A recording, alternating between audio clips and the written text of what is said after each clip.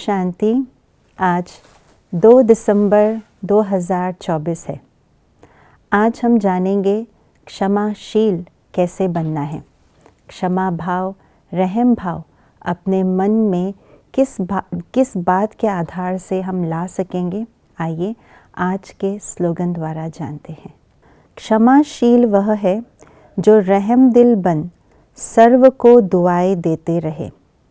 जैसे बेहद का बाबा सर्व आत्माओं को क्षमा करते हैं।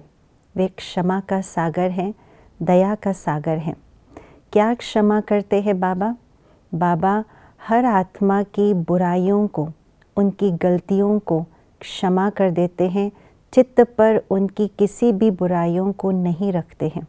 इसलिए भक्ति मार्ग में भी भक्त लोग यही गीत गाते हैं, अवगुण चित्त ना धरो। तो भगवान कभी भी मन में बच्चों की बुराइयों को नहीं रखते, क्षमा कर देते हैं। और हमारे जड़ चित्रों में भी, मंदिरों में यही दिखाते हैं और भक्त लोग की कहानी यही सुनते सुनाते हैं कि पूज्य देवी देवताएं भी परमात्मा के समान क्षमाशील हैं। वे हमारे पापों को, हमारी गलतियों को क्षमा कर देते हैं। तो ये भी हमारे जड़ चित्रों के गायन हैं।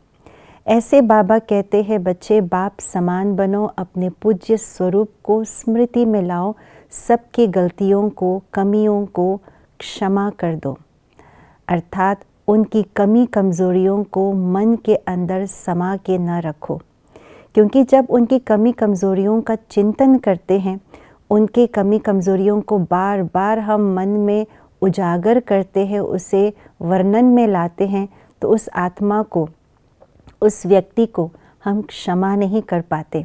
और उनको क्षमा न कर पाना अर्थात अपने आप को क्षमा न करना, अपने आप को बंधन में डालना। इसीलिए उनके बुराइयों को हम चित्त में न रखें, तभी हम उसे क्षमा कर पाएंगे। अगर चित्त में रखें तो क्षमा कभी भी नहीं कर पाएंगे।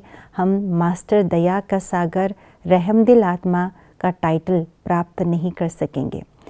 तो उसके लिए हमें क्या करना पड़ेगा? उनकी बुराइयों को मन में न रखें।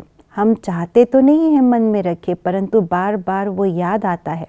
तो याद ना आए, उसके बुराइयों को चित्त में न धरे, उसके लिए बाबा कहते हैं रहम दिल बनो, रहम की भाव अपने मन में लाओ।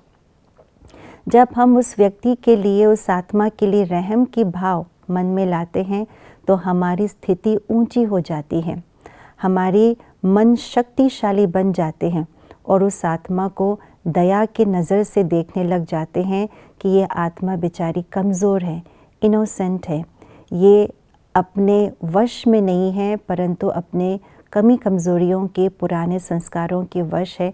जब ऐसे दया भाव, रहम भाव की दृष्टि से हम उस आत्मा को देखते हैं, तो उनकी कमी कमज़ोरी अपने दिल में समाते नहीं, बल्कि उनको क्षमा करने की शक्ति हमारे अंदर आती है। इसलिए बाबा कहते हैं रहम की दृष्टि रखना। और जब रहम की दृष्टि रखते हैं तो हमारे मन से शुभ भावना, शुभ कामना ऑटोमेटिकली निकलती हैं। शुभ भावना निकलना माना ही है क्षमा करना।